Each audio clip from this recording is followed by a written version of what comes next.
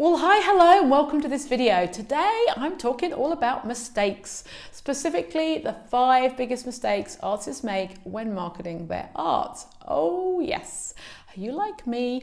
Did you watch some of those mistake type of videos and think, oh my God, I did that, I do that, that's me? Well, sometimes the fastest way to learn is to learn from other people's mistakes.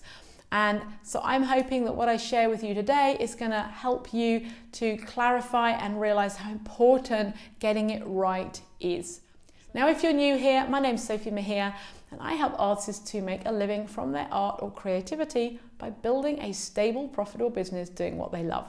If that's you and you want to learn more, then don't forget to subscribe to my channel where I share top tips and how-to every single week. And if you love the content, give me a thumbs up and leave a comment below if you'd like me to do videos on other topics, as I love to hear from you.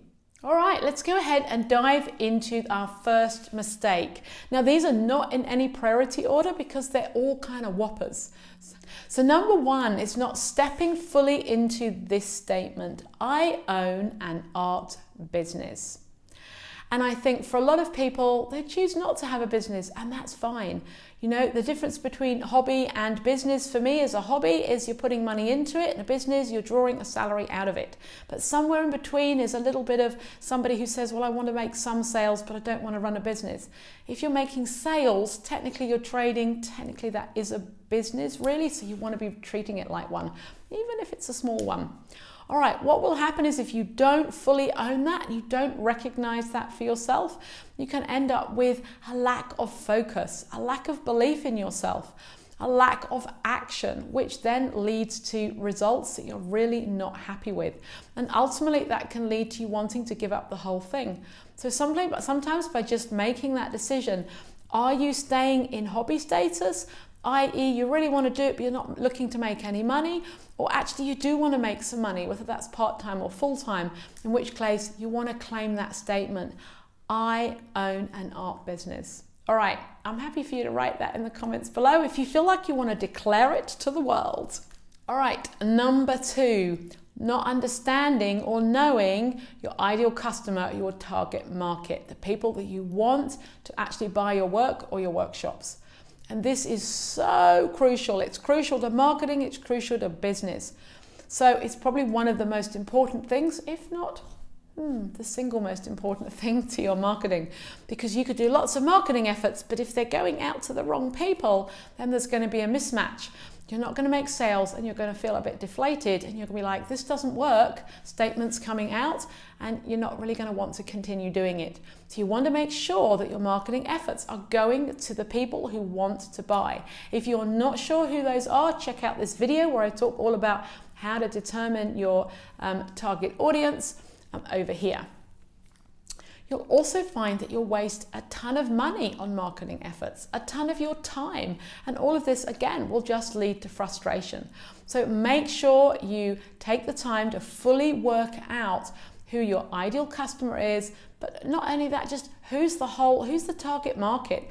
We actually talk about target market segments in our trainings because it's likely not just one group of people. You might find that there's 2 or 3 segments to your market. And I like to talk about the ideal customer because sometimes just profiling one person can really help you with the process. We also have a worksheet for that, so I'll put a link below the video where you can grab that workshop, Ideal Customer Avatar Worksheet, and you can work your way through that as well. All right, number 3. I don't know which one of these is bigger. This is so important. Not building a mailing list from the get-go. Okay, so I can't stress it enough. Forget your website, that can wait. Forget the social media, quite honestly, not as important.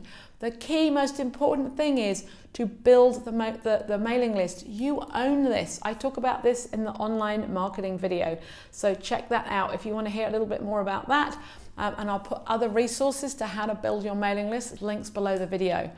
But you know, you want to create a list of people who are interested in what you do, have given permission to find out more from you, and who really then become your target audience. So I don't know about you, but you know, when you have a pot of money and a pot of time to do your marketing, you've got 2 options. One is you can invest your time and money into building a group of people who want to find out more from you and then are likely to continue to go on and buy. or just anybody or everybody who might possibly maybe someday like what you've got.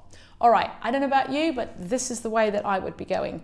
You own it, you don't own social media, and yeah, there might be some techie elements, and that's usually why people stop.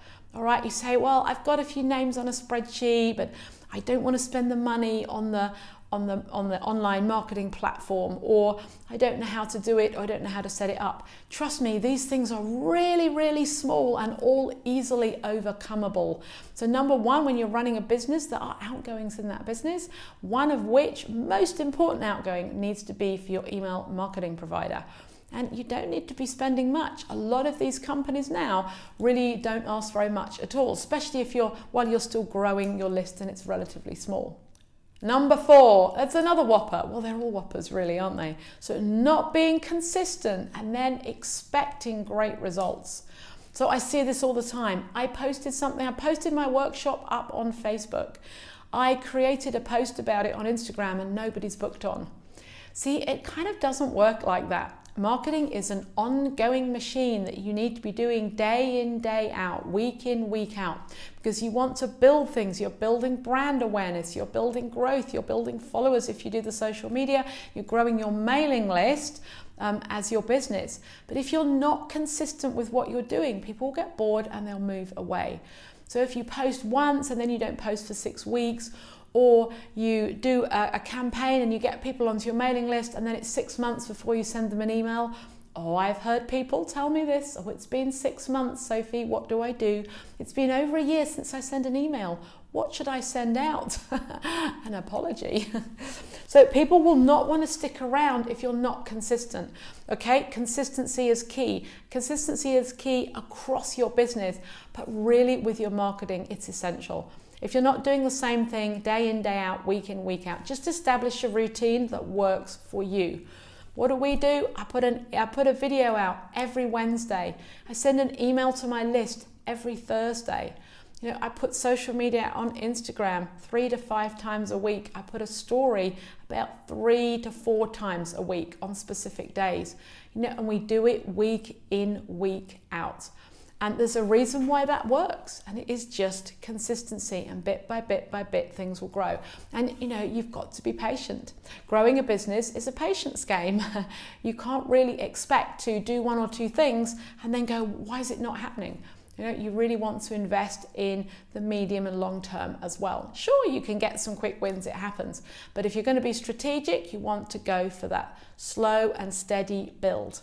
All right, consistency. So what is number 5? I hear you cry. All right, number 5 is a bit of a mindset one, and that is not being crystal clear on what you stand for or you stand against. See, a big part of marketing is about putting your message out there. It's actually also about creating a divide between the people who really resonate with what you're saying and what you're doing and what you're putting out in the world, and people who just go, nah, that's not for me.